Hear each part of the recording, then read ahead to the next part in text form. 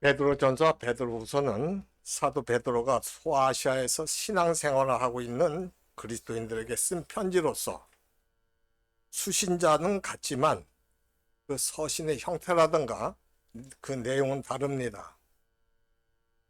왜냐하면 베드로전서는 로마 황제들의 그 핍박, 즉 교회 외부적 문제 때문에 소아시아에 피해 있는 기독교인들로 하여금 신앙을 잃지 말라고, 따라서 그들에게 고난에 대한 위로와 격려, 소망을 주기 위해서 쓴 편지고, 베드로후서는 교회의 외부가 아니라 내부 문제로서 교회에 침투한 거짓 선생들의 거짓 가르침으로 인해 교인들의 신앙이 흔들리자 그 거짓 선생들을 주의하라고 쓴 경고의 편지이기 때문에 그렇습니다.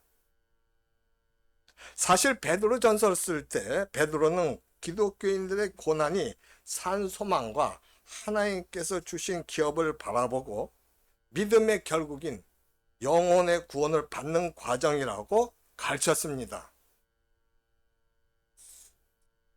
따라서 교인들이 올바르고 확고한 믿음을 갖고 있으리라고 생각했는데 거짓 선생들에 의해서 신앙이 흔들리게 되니까 그 마음이 얼마나 안타까웠겠습니까? 따라서 이런 상황을 아는 베드로가 베드로 후서 1장에서 간절한 마음으로 다음과 같이 권면하면서 씁니다. 하나님께서 너희에게 신기한 능력으로 생명과 경건에 속한 보배로운 믿음을 주셨으니 이 믿음을 정욕으로 인해서 썩어질 것을 구하는 데 사용하지 말고 하나님의 신성한 성품인 8가지 덕목에 참여하는 삶을 사는 데 사용하라. 그러면 하나님께서 너희를 부르심과 택하심이 믿음으로 굳게 서게 될 것이며, 자기 자신에게 믿음을 굳게 서게 될 것이며, 장차 예수 그리스도의 영원한 나라에 확신 가운데 넉넉히 들어감을 받을 것이다.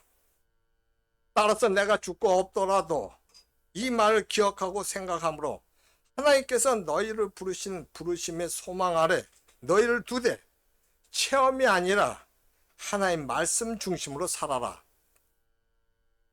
또 성령 감동으로 주시는 하나님 말씀은 어두운 데를 비추는 등불과 같은 계시의 말씀이니까 하나님 말씀을 사서로이 풀지 말고 자기 나름대로 유리한 입장, 이기적인 입장으로 풀지 말고 너희 마음에 새벽별이 떠오르는 것처럼 예수 그리스도가 내게 나타나게 해서 말씀 속에 담긴 하나님의 뜻이 깨달아지고 그 말씀이 너희를 이끌어갈 때까지 주위에서 읽고 듣고 묵상하라, 그렇게 썼습니다.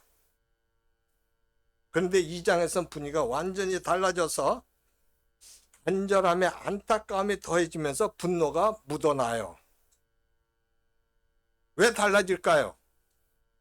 그 이유는 베드로가 거짓 선생들과 교회 실상을 지금 알고는 있지만 막상 거기다 쓰려고 하니까 자기도 모르게 이게 화가 이렇게 일어났던 거예요. 아니 어떻게 이럴 수가 있나? 알면서 쓰는데도 그 화가 일어난 거예요. 자기도 모르게.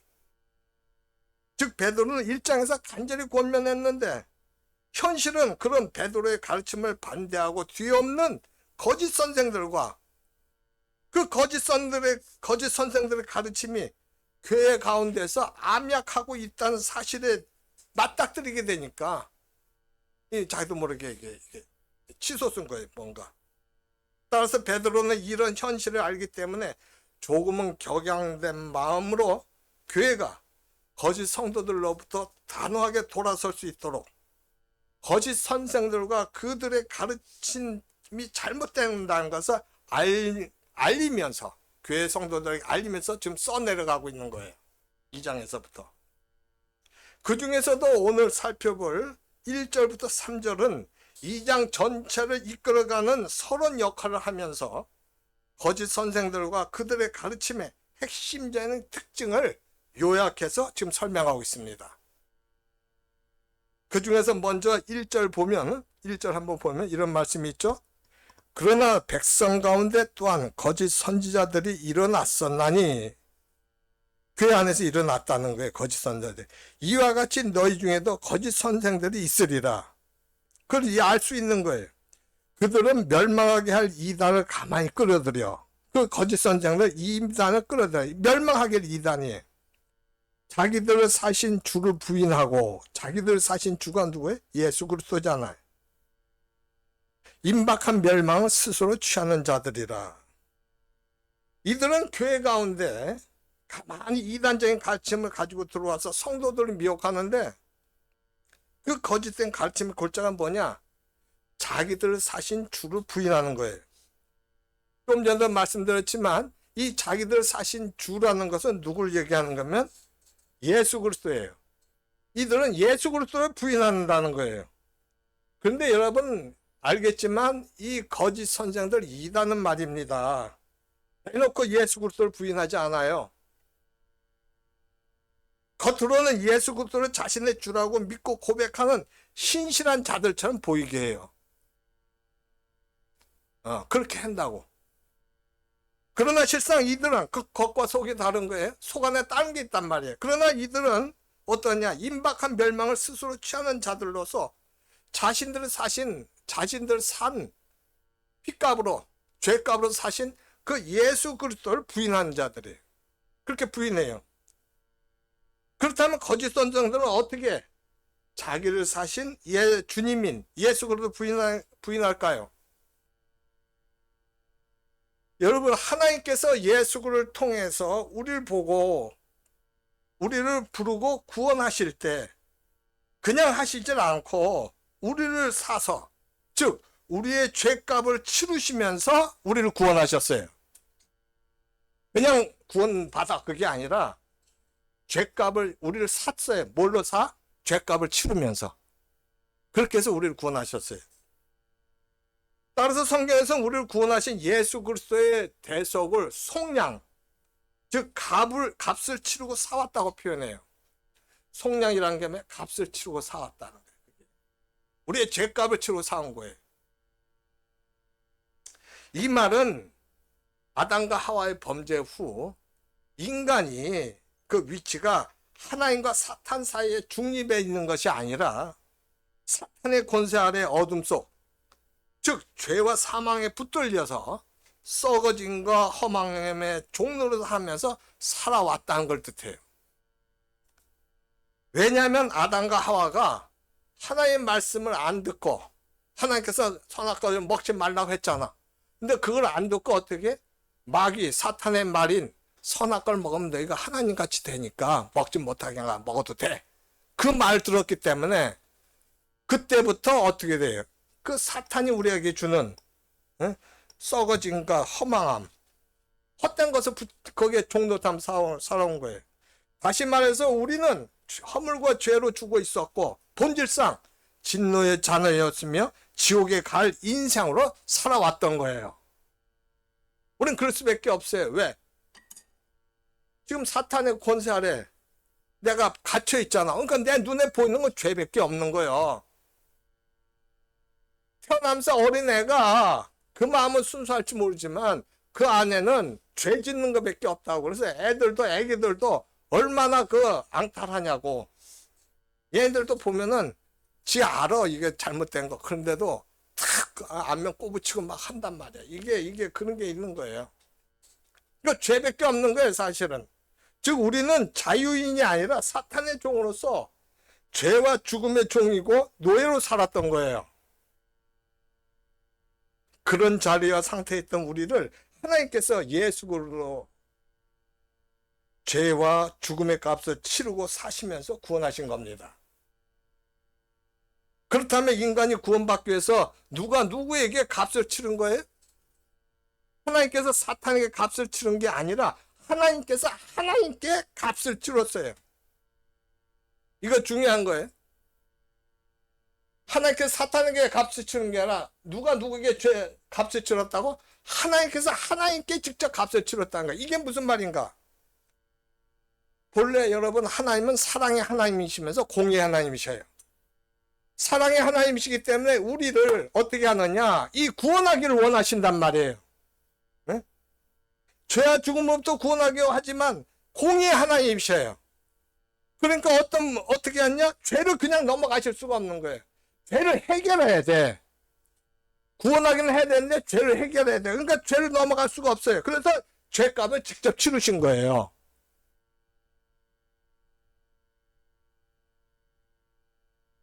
즉 하나님은 사랑의 하나님이면서 공의 하나님이시기 때문에 죄인을 구원하시되 하나님께 정하신 죄의 값인 사망과 저주, 심판과 형벌을 지불하지 않고는 죄인을 구원하실 수가 없었어요.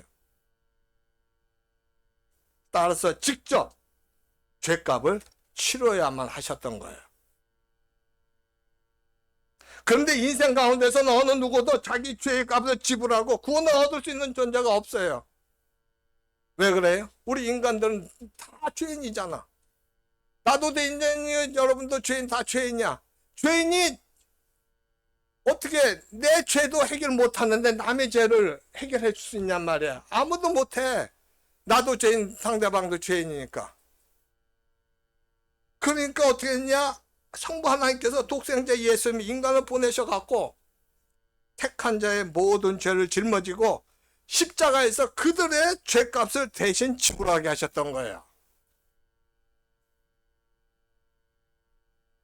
따라서 예수님은 우리를 위해서 십자가에서 죽으셔야 했으니 결국 예수 그리스도의 십자가 죽음이 하나님께서 하나님께 죄의 값을 지불한 게 되는 겁니다. 그런데도 베레아의 그 김기동이라든가 유광수의 그 다락방은 귀신론과 사탄 배상설을 주장하면서 하나님께서 사탄에게 죄와 죽음의 값을 배상했다고 말하고 있어요. 그러나 여러분, 사탄은 피조물로서 하나님의 심판의 대상이지 하나님께 배상을 받아낼 존재가 아니에요. 사탄 피조물이에요. 아니, 사탄이 하나님이 창조주인가 사탄 피조물을 알긴 알아요. 근데 그게 말씀으로 나와 있어요. 하나님 말씀으로. 창세기 3장 1절 한번 봐봐요. 여기 보면 뭐라 나오냐? 그런데 뱀은 여호와 하나님이 지으신 들짐승 중에 가장 강교하니라 그랬어요. 이 뱀이라는 건 뭐예요? 여기 옛뱀을 얘기하는 거예요. 근데 옛뱀은 누구냐? 요한계시록 12장 9절이라든가 요한계시록 20장 2절에 보면 옛뱀이 뭐라고 표현되어 있느냐? 마귀의 사탄으로 표현되어 있어요. 그래서 이 뱀은 마귀의 사탄이 그때 뱀을 이용했든지 아니면 직접 옛뱀이 마귀의 사탄이니까 그들이 뱀을 해서 이제 유혹을 했든지 둘 중에 하나야. 그런데 뱀은 여호와 하나님이, 그러니까 사탄 마귀라는 거지, 지으신 들짐승 중에 가장 강교하냐고 했단 말이야. 여기 들짐승이라는 걸 히브리어로 다 보면 모든 것들이라는 거예요. 모든 것들. 옛뱀이, 오늘날 뱀은 아니지. 오늘날 뱀은 뭐 사탄 마귀 아니야. 오늘날 뱀은 사탄 마귀 아닌데 옛뱀이 그렇다. 옛뱀. 이건 옛뱀 아니야. 그 뱀은 모든 것들 중에 가장 강교하니라. 하나님께서 만드신 피조물 중에서 가장 강교한 존재가 뭐다? 이때 당시에 옛뱀이었다는 거예요. 사탄 마귀라는 거예요. 네? 그 이 피조물이니까, 사탄 마귀의 피조물이니까 어떻게 해요? 욥기서 보면 뭐가 나와요? 그 사탄 마귀가 하나님께 허락을 받고 욥을 공격합니다. 하나님께서 너 그까지만 해. 그 다음 하지 마. 절대 못해요. 그런 게 나오는 거예요. 그렇기 때문에 죄값이 죽음이라고 정의하고 배상하신 분이 피조물 사탄이 아니라 창조주 하나님이시란 겁니다. 할렐루야. 그럼 우리는 그걸 알아야 돼요. 그래서 우리가 예수 그리스도 이름으로 대적할 수 있고 물칠 수 있고, 그게 거기서 나오는 거예요. 그렇다면 하나님께서 예수님으로 하여금 우리의 죄값을 치르게 하시고 우리를 사신 이유가 뭘까요?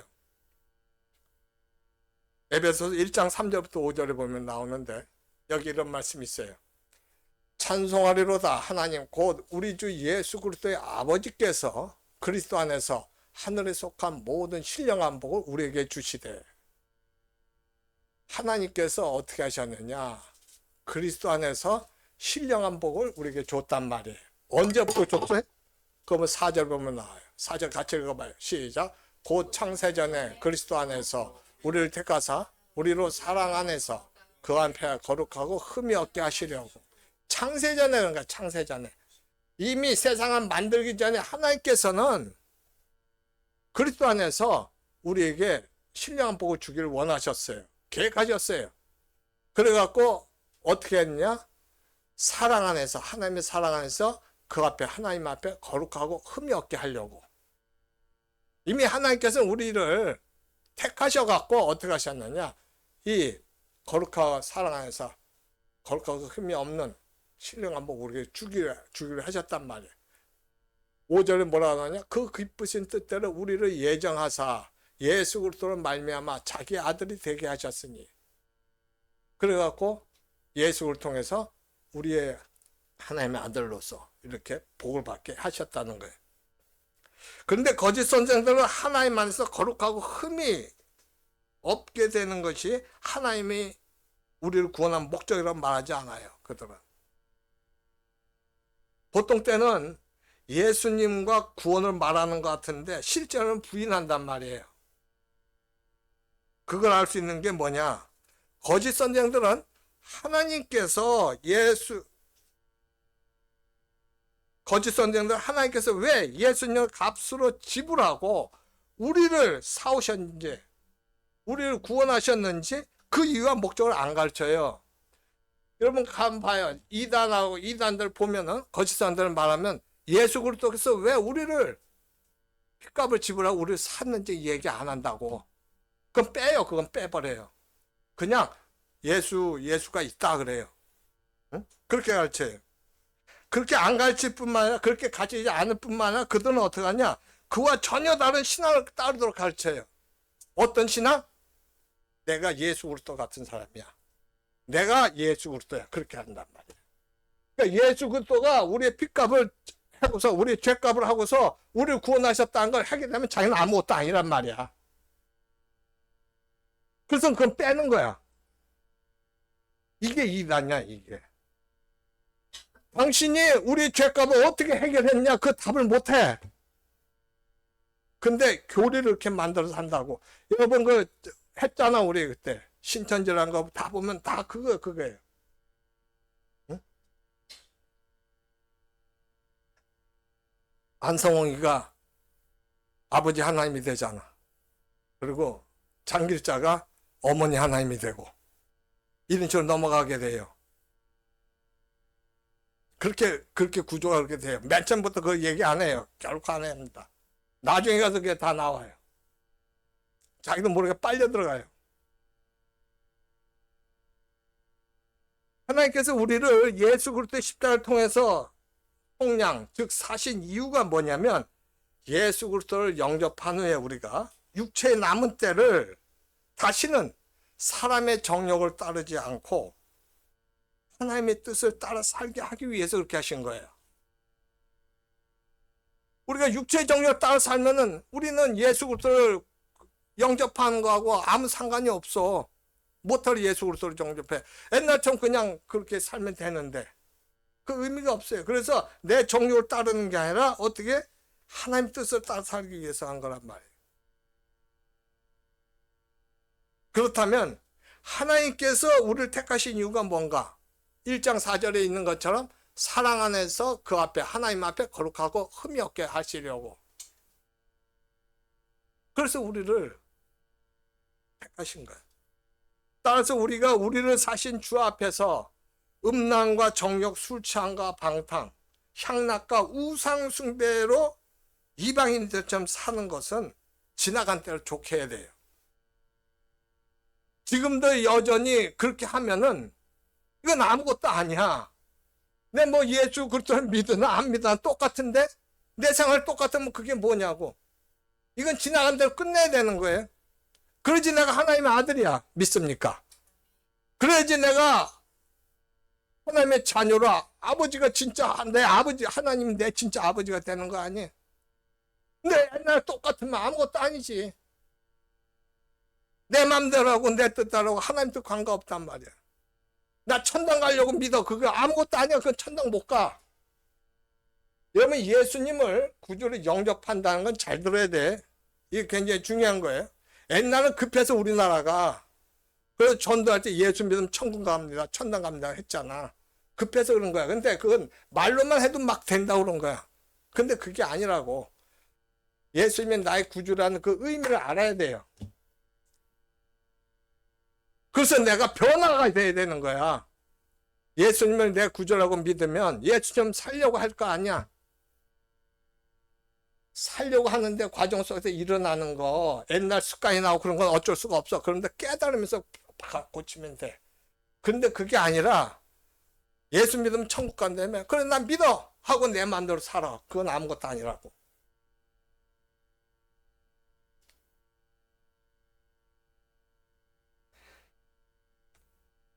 우리가 그 예전처럼 사는 게 지나간 대로 족하다는 게 뭐냐? 이방인처럼 사는 게 지나간 대로 족하다는 거, 불신자처럼 사는 게 지나간 대로 족하다는 건 뭐냐면 그 이유가 왜 그 지나간 대로 좋게 됐냐? 그 이유가 뭐냐면 주님께서 우리를 그의 보배로우신 피로 사신 것이 내 육신의 욕심을 채우는 것이 아니라 믿음의 결국 곧 영혼의 구원인 보지 못하는 주님을 사랑하되 할 수 없는 영광스러운 즐거움으로 기뻐하는 인생을 살고 그 예수를 인해서 그 기뻐하는 인생을 살고 이웃을 사랑하되 내 몸처럼 사랑하는 인생을 살기 위해서 그렇게 한 거예요.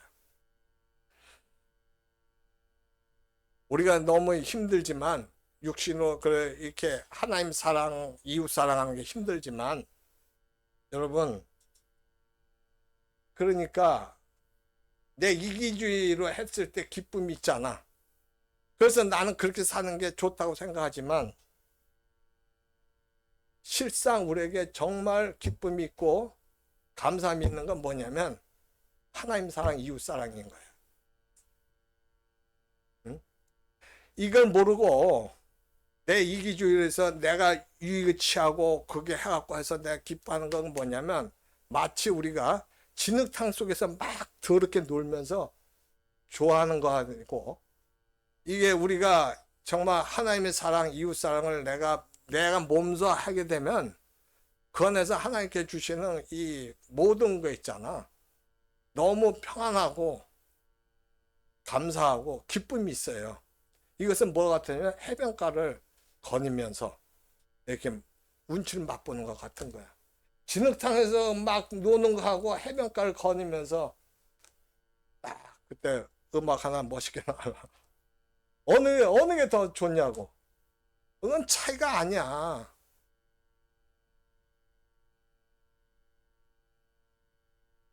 불신자들이 행하면서 세상 것 취해갖고 뭐 그건 내한테 기쁘다.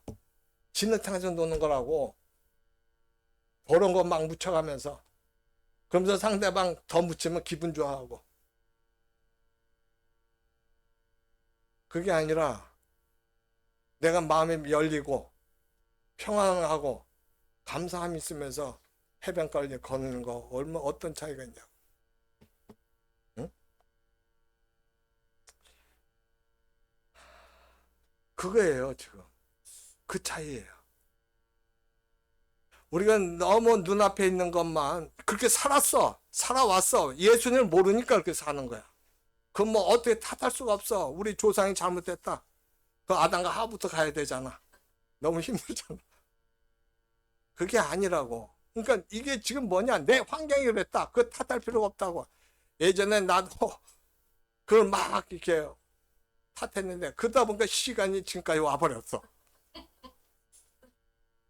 그건 멍청한 거라고. 그걸 빨리 깨달아야 돼. 이게 아니다, 이건 어쩔 수가 없는 거다. 그러니까 내가 이거 여기서 일어나야 되는 거야. 깨우쳐야 되는 거야. 그렇지 않으면 이게 끝까지 가. 예수 믿고도 아까 불신자처럼 사는 거 그걸 즐긴다고? 그게 아니라고. 진짜가 그게 아니라고. 여러분, 하나님께서 우리에게 최고의 것을 주기를 원하셔요. 하나님 말씀을 하나님의 뜻을 알고 하나님의 말씀에 순종하면 그게 작업이 들어가는 거예요. 근데 내가 그 마음을 안 열면 죽을 때까지 아무것도 아닌 거야.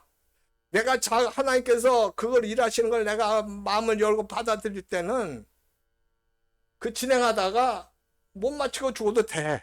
그 하나님께 인정을 해주셔. 근데 그걸 모르고 그걸 알면서도 그렇게 안 한 것은 그는 하나님께 책임 안 지신다니까. 하나님과는 상관이 없기 때문에. 여러분, 제가 말씀드렸죠? 이 천국과 지옥의 차이가 뭐예요? 하나님의 뜻을 알고 하나님의 성품대로 살아가는 것이, 그것이 천국이야. 하나님이 없이 살아가는 게 지옥이라고.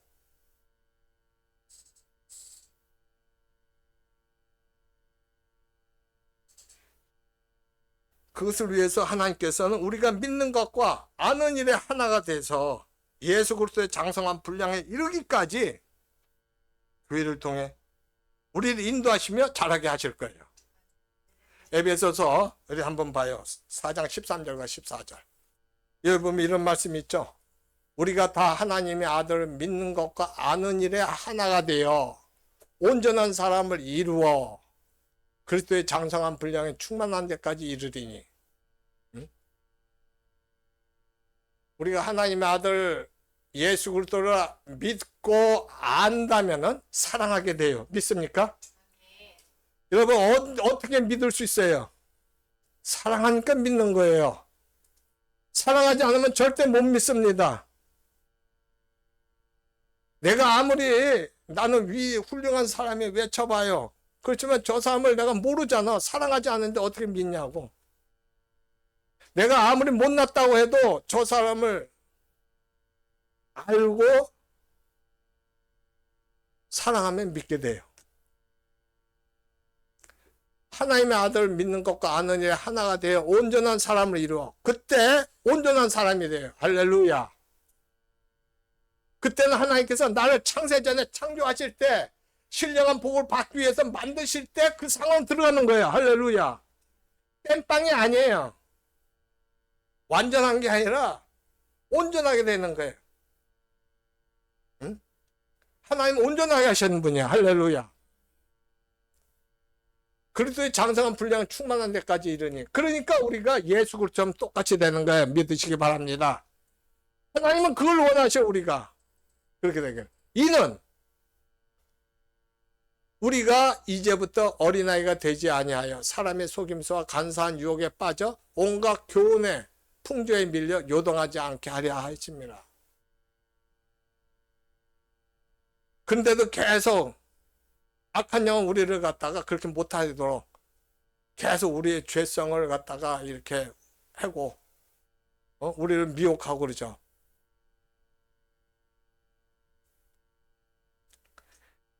믿는 것과 아는 일에 하나가 되어 온전한 사람을 이루는 것. 즉 하나님을 사랑하고 이웃을 사랑하는 그 사랑 안에서 거룩하고 흠이 없게 하시려는 거예요. 그것이 바로 하나님께서 예수 그리스도를 값으로 치르고 우리를 사신 목적입니다. 따라서 만약 삼위일체 하나님 안에서 사랑으로 우리의 인격이 거룩하게 성화되어 가는 것을 가르쳐지지 않고 이 진리를 외면하면서도 자기가 예수를 믿는다고 한다면 그건 자신을 십자가로 사신 주 예수 그리스도를 부인하는 거예요. 말로만 그렇게 하는 거지 실제는 부인하는 거예요.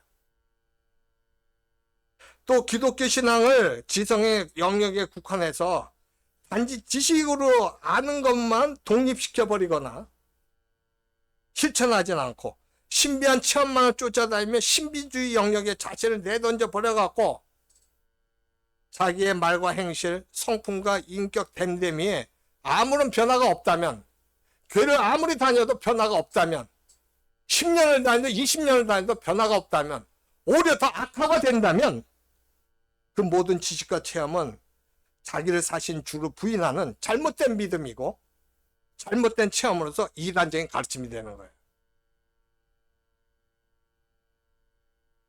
이런 걸 야고보식으로 말하면 어떻게 되냐면 믿음과 행함이 분리되고 삶과 믿음이 따로 가는 거짓된 믿음이라고 말하고 이것은 결국 죽은 체험에 불과한 거예요. 자기는 체험했다지만 체험이 아니라 그건 아무것도 없는 거야. 죽은 거예요. 아무 능력이 없는 체험이에요. 나한테 보탬이 되는 게 아니에요.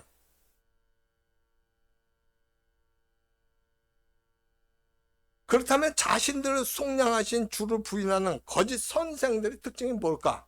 거짓 선생의 특징. 그걸 호색과 탐심이거든요. 근데 2절과 3절에 나와요. 호색과 탐심이 2절과 3절에 나온다. 거짓 선생들의 특징이다. 같이 읽어봐요. 시작. 여럿이 그들의 호색하는 것을 따르리니 이로 말미암아 진리의 도가 비방을 받을 것이요. 그들이 탐심으로써 지어낸 말을 가지고 너희로 이득을 삼으니 그들의 심판은 옛적부터 지체하지 아니하며 그들의 멸망은 잠들지 아니하느니라. 호색이 나왔어요. 호색. 2절에 호색.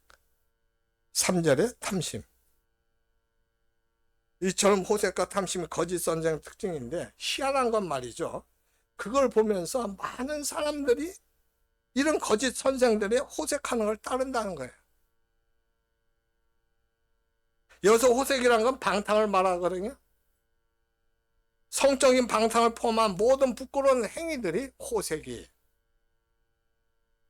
거짓 선생들의 방탕과 호색으로 인해서 진리의 도가 비방을 받는데도 불구하고 많은 사람들이 그걸 따른다는 거예요. 심각한 성추행과 범죄를 일삼고도 피해자들에게 용서를 구하거나 회개도 하지 않은 채 하나님은 흠 있는 자를 쓰신다는 그 궤변을 일삼는 사람들에게 수천 명, 수만 명이 따른 현상이 오늘날도 나타나고 있어요. JMS, 신천지 다 그거예요.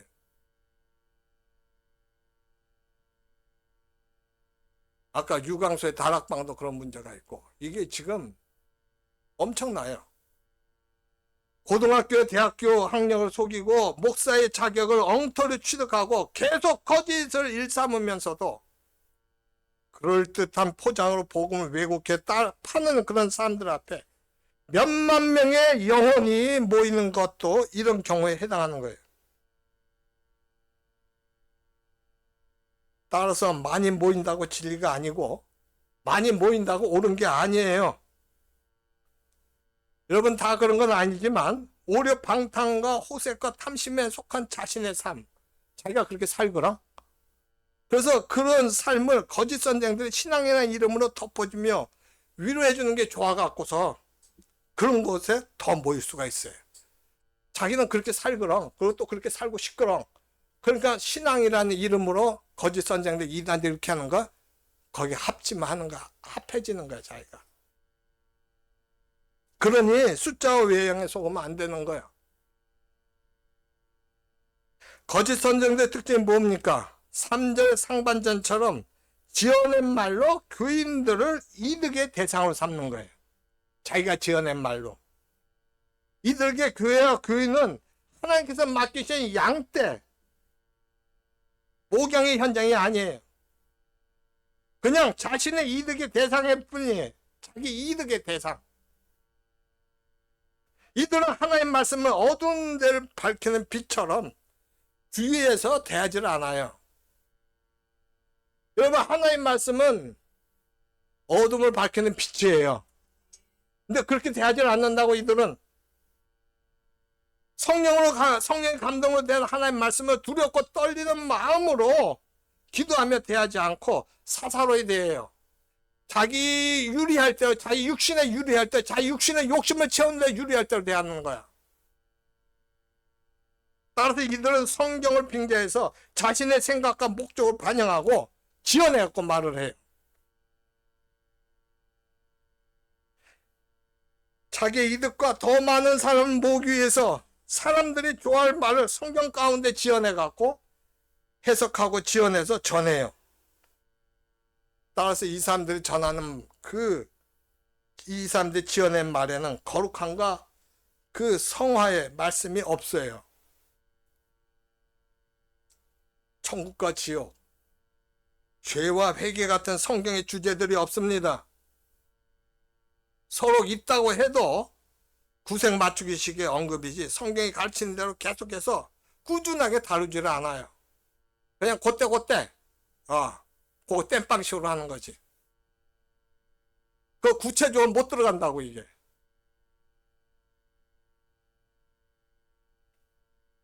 이들은 아이고 교인들이 세상 사는 것도 힘든데 교회까지 와서 심각하고 그 거북한 말씀을 꼭 들어야 하냐? 교인들이 세상 사기 힘든데 꼭 그렇게까지 해야 되느냐? 아이 그냥 하나님 말씀 들으면 마음이 안 편하잖아 사실. 꼭 그렇게 해야 되느냐? 그러면서 지친 영혼의 위로가 되고 힘을 주는 달콤한 말들 전해요. 어떤 사람들은 이런 사람들의 설교를 들리는 설교라고 하는데 그렇지 않단 말이야. 사람들의 육신의 욕구에 맞추는 잘 들린 설교가 옳은 것이 아니란 거예요.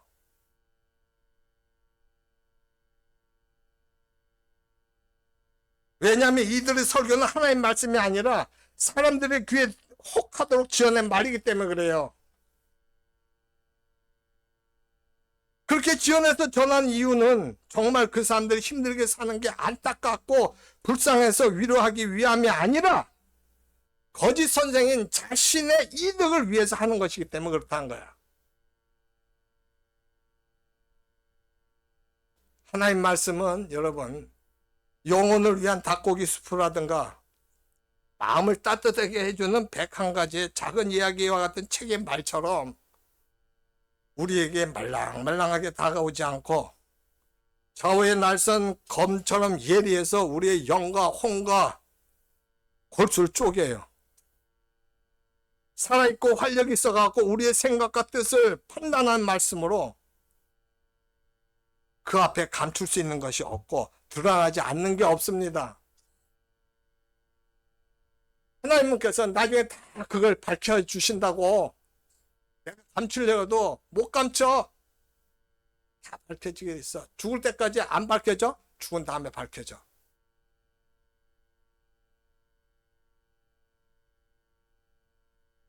그러니까 빨리 자수하는 게 나아. 빨리 자수하는 게 뭐야? 회개하는 거야, 회개. 자수 회개 안 하면 그거 죽을 때까지 자기 혼자 앓다가 죽어. 하나님을 회개하면 동의서에서 뭔 것처럼 절대 기억하지 않으셔요. 이런 말씀을 자신에게 하시는 하나님 음성으로 매주일 듣고 전하고 읽고 배운다면 어떻게 조금의 변화도 없이 그토록 오랜 세월을 허망한 생각과 더러운 삶의 목표를 가지고 살 수 있겠습니까? 물론 깊은 상처 속에 살아왔다면 회복 기간 때문에 차이가 있을 수는 있어요. 상처가 너무 깊어요. 근데 이게 문제가 뭐냐면 그 상처가 깊은 것도 문제인데 그 깊은 상처가 뭐냐? 이게 나로 하여금 엉뚱하게 잘못된 걸로 진리로 착각하게 만들어요. 그게 습관이 돼갖고 이 진리를 보지 못하고 거짓을 진리라는 것처럼 자기가 확신하고 사는 거예요. 이게 더 슬퍼요. 그러니까 회복할 수 있는 기간이 너무 없어요. 그걸 빨리 깨달아야 되거나 이걸 깨닫지 않으면 죽을 때까지 그렇게 돼요. 예를 들어서 요한복음 3장 16절 뭐라고 그랬어요? 하나님이 세상을 이처럼 사사 독생자를 주셨으니 이는 그를 믿는 자마다 멸망치 않고 영생을 얻으리라 그렇게 했잖아. 근데 이 말씀이 나한테 진리로 이렇게 딱 와야잖아. 근데 무슨 하나님이 날 사랑해? 하나님이 날 사랑하면 보이지 않는 하나님이 날 사랑하면 부모나 형제는 왜 나를 사랑하지 못했어? 이거 웃기는 소리야. 말도 안 되는 소리야. 이게 딱 잘 잡힌다고. 그러니까 못 믿어. 그러다가 너 나중에는 어떻게 돼? 가르치는 분이 위에서 가르친 분이 진리로 가르치는 게 아니라 거짓을 막 가르친단 말이야. 그러면 같이 살면서 거짓을 안 받아들일 수가 없잖아. 거짓을 받아들여야 되잖아. 그럼 그것이 내 것이 돼버려. 그러니까 이 복구가 안 되는 거야 이게. 이게 더 슬픈 거예요. 그러니까 그게 깊은 상처 속에 있으면 빨리 헤쳐나와야 돼. 내가 힘들어도 거기서 헤쳐나오지 않으면 이것은 자기뿐만 아니라 주위 사람들 다 피해주고 망가지는 거예요. 자기 인생뿐만 아니라 가족, 모든 사람 인생까지 다 망가뜨려요. 문제는 하나님 말씀을 사사로이 대하면서 이득을 위해 지어낸 말로 전하고 가르치고 받으니까 전하는 자나 듣는 자 모두 변화가 없고 오히려 신앙이란 이름으로 욕심을 포장해갖고 자기를 만족시키려는 일들이 비일비재하게 나타나고 있다는 거예요. 거짓 선생들 그렇게 하는 거예요. 여러분, 이 세상에서 가장 놀라운 체험이 뭐예요? 성경 말씀을 주위에서 읽고 들으며 묵상하고 순종하는 가운데 그 안에 계신, 성경 말씀 안에 계신 하나님을 만나고 처음 하면서 하나님을 알아가는 겁니다. 왜? 그래야지 내가 회복되고 내가 살아나니까. 그렇다면 나는 이 세상을 왜 살아? 여러분, 이 세상을 왜 살아? 불신자들은 죽기 위해 살아요. 무슨 말인지 알아요? 죽기 위해 산단 말이? 죽으려고 사는 거예요, 지금. 어? 진짜 그리스도인은 어떻게 살아요? 왜 살아요? 생명을 얻으려고 사는 거야, 생명. 영생. 그게 영생이에요. 영생 해봐, 영생. 영생을 얻으려고 사는 거야. 영생으로 사는 거예요. 하나님의 생명으로 살아가는 거지.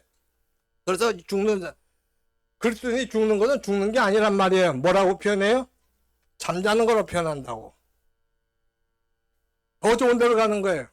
어떤 꼬마가, 이 얘기가 너무 길어지면, 어떤 꼬마가 엄마한테 물어봤어. 엄마, 죽는 게 뭐야? 근데 엄마가 뭐라고 말하냐면, 네가 잠을 잘 때 찬 마루의 바닥에서 있던 네가 따뜻한 안방으로 옮겨가서 자는 거, 그게 죽는 거야. 이게 진짜라고. 이게 진짜야. 근데 내가 예수님을 못 믿잖아. 그럼 어떻게 되냐?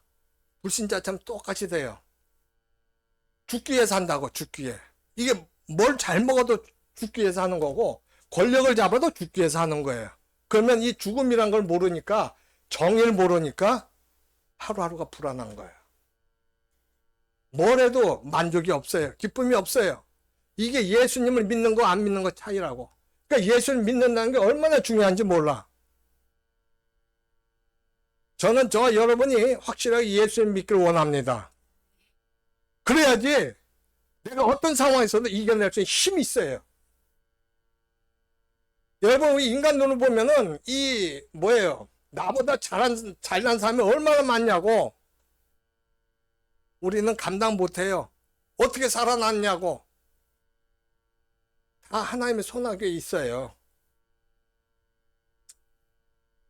성경에 나타나는 하나님의 기쁨이 내 기쁨이 되고 하나님의 슬픔이 내 슬픔이 되는 자리까지 믿음이란 이름으로 이끌림 받아 살아가는 거.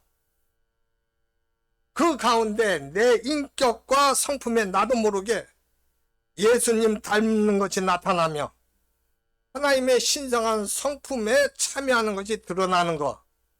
이보다 아름다운 기적은 없습니다. 그게 기적이야. 그게 도저히 불가능해갖고 구제조차 할 수 없었던 나. 그런 나를 항상 생명 있게 살아가는 자로 변화되는 것. 그것이 우리를 속량해서 하나님의 자녀로 삼으신 부르심의 소망인 거예요. 그 소망 속에 우리를 두고 여호와는 나의 목자시니 내게 부족함이 없으리로다 라고 여호와 이름을 부르면서 어린 양이신 예수님이 어디로 나를 인도하든지 따라가는 사람들, 나는 못하지만 삼일체 하나님께서 그의 백성들을 그렇게 만들어 가셔야, 할렐루야. 그렇게 만들어 가신 게 지금도 만들어 가시고 옛날 통해서 지금도 앞으로도 우리가 하나님의 눈으로 날 못 보니까, 세상을 못 보니까 나는 괴롭고 힘들지만 하나님께서 그렇게 해오셨고 하고 계시고 하실 거예요. 하나님께서 하나님 모든 신기한 능력과 지혜와 열심을 모아서 그렇게 하셔요. 그리스도인은 그 사랑과 하나님의 사랑과 은혜를 받아 그 자리로 이끌려 가는데, 성경은 그런 사람들을 그리스도의 신부, 하나님 백성이라고 말하고 있어요. 그게 바로 그리스도의 신부야. 어려운 게 아니에요. 그런데 이런 우리를 달콤한 말로 미혹하는 거짓 선생들이 있다는 거야. 우리가 거짓 선생들의 탐심으로 지어낸 말들을 따라가면 그들이 멸망할 때 함께 멸망할 수밖에 없는데, 이런 거짓 선생들의 멸망은 잠들지 않는다고 3절 하반절에 말씀하고 있거든요.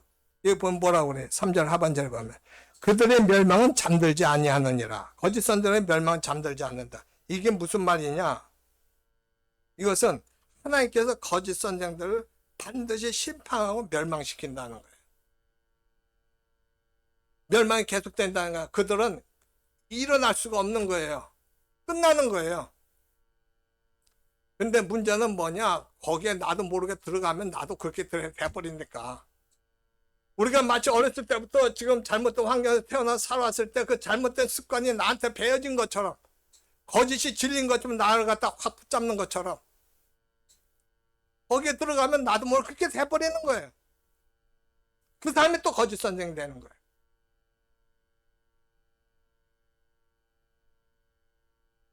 사실 우리가 육신을 갖고 있기 때문에 하나님 말씀이 때때로 우리에게 불편함을 주고 힘들게 해요. 그렇잖아. 난 그렇게 하고 싶지 않은데 하나님은 이상하게, 하나님은 이상한 분인데 왜 이상해? 내가 하고 싶은 건 하지 말라고.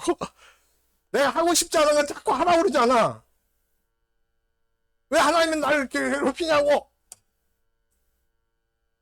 그것만 봐도 어떻게 돼요? 내가 얼마나 잘못된 인간인가 알 수 있다고. 내가 육신의 생각하는 거하고 하나님 말씀하고. 근데 결국 뭐가 맞아? 내 육신의 욕심 생각이 맞아? 하나님 말씀이 맞아? 큰 소리 해봐요. 하나님 말씀이 맞단 말이야.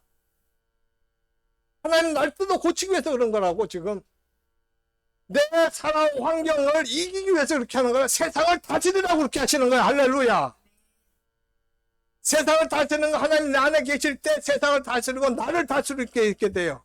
어떻게 세상을 다스려? 나를 다스리면 세상을 다스리게 되는 거예요.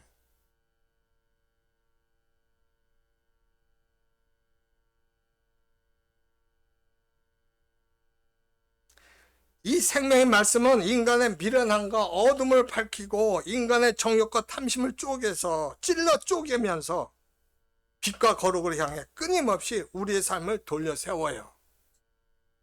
내가 하고 싶은 거 잘못된다는 걸 깨닫게 해주셔요. 내가 안 하고 싶은 거 하라고 깨닫게 해주셔요. 그래야지 그리스도의 장성한 분량이 충만 데까지 우리 이르게 돼요. 할렐루야. 온전한 사람이 되는 거예요. 그렇게 하신 거예요. 예수 그리스도께서 성경에 담아서 주신 진리의 말씀, 사도들의 교훈과 가르침을 따르는 것이 우리를 사신, 나를 사신 예수 그리스도의 핏값으로 죄 죽음을 해결하면서 나를 속량해서 나를 사신 그 주를 부인하지 않고 사랑하는 것이 되는 것이고, 예수님을 그리스도와 주로 믿게 되는 거예요. 이 혼란의 시대에 진리를 잘 분별해서 바른 믿음과 바른 삶을 살아가는 우리 모두가 되기를 예수 그리스도 이름으로 축원합니다. 이 시간 우리가 하나님 앞에 한번 정말 기도해요. 이게 우리가 지금 하나님 인도하심 속에 따라가는 것만 해도 사실 힘들단 말이야. 내가 나를 뜯어고치게 만들기 힘든데, 거짓 선생 이단들이 파는 척하고 우리 욕심을 자극해요. 우리에게 모든 걸 잘해주는 것처럼 하는데 결국 나중에 뭐라고 그래? 거짓 선생들이 자신의 이득을 취해서 그렇게 한단 말이에요. 그리고 결국 예수 그리스도 부인하고 어떻게 돼? 우리 자신, 자기가 교주가 예수 그리스도가 되는 거예요. 그러니까 결국 모든 사람들로부터 모든 그 물질을 다 갈취해가 버렸잖아요. 여러분, 하나님 말씀 따르기 힘든 건 다 마찬가지예요. 왜? 아까도 말씀드렸지만 우리 육신을 갖고 있기 때문에 육신의 욕심이 자꾸만 나로 하여금 세상을 보게 해요. 나 자신만 보게 하는 게 아니라 세상을 보게 해요. 악한 영이 계속 우리를 이렇게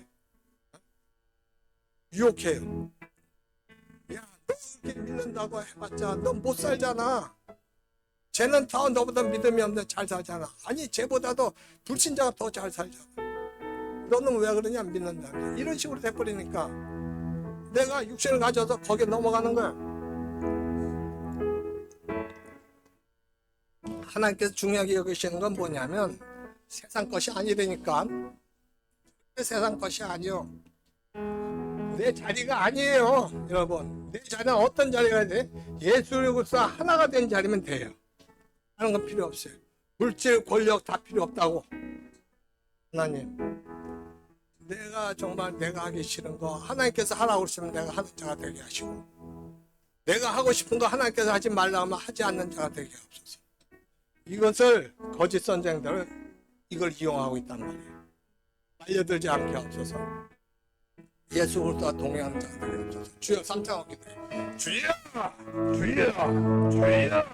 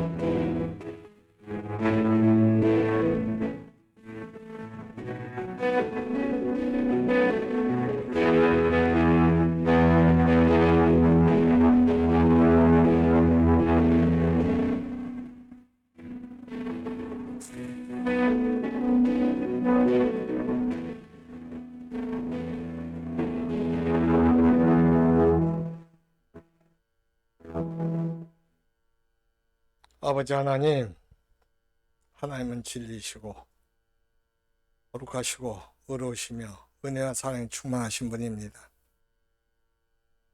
하나님은 창세전에 우리를 하나님께서 예비하신 복, 그리스도 안에서 누리라고 거룩하고 흠이 없도록 우리를 계획하셨습니다. 근데 아담과 하와의 범죄로 그 모든 것이 수포가 됐지만 하나님께서는 상관하지 않고 예수를 통해서 우리가 예수로 다 하나가 되면 예수 그리스도께서 그 모든 죄값을 청산하신 것을 토대로 우리에게 하나님께서 창세전에 우리에게 계획하셨던 복을 주시기 위해서 태어나기 전부터 또 현재 우리가 천국에 가는 날까지 우리에게 간섭하고 계심을 감사드립니다. 우리가 이와 같은 하나님의 뜻을 알게 하시고 하나님 앞에, 말씀 앞에 마음을 열고 나를 부인하고 하나님 사랑, 이웃 사랑으로 살아가는 자 되게 하옵소서. 그렇게 살 때 내가 힘이 든다 할지라도 하나님께서 함께 하신다는 걸 믿는 자 되게 하옵소서. 진리신 하나님을 붙잡고 살아감으로 우리에게 있는 거짓을 다 물리치게 하시고 죄와 죽음을 이기게 하시면서 나를 다스리고 하나님께서 허용하시는 대로 세상을 다스리며 하나님께는 다 세상을 다스리기 원하시니 그와 같은 삶을 살아감으로 하나님께 영광 돌리는 자 되게 없어서 감사드렸고 우리 구주 예수님의 이름으로 기도드리옵나이다. 아멘.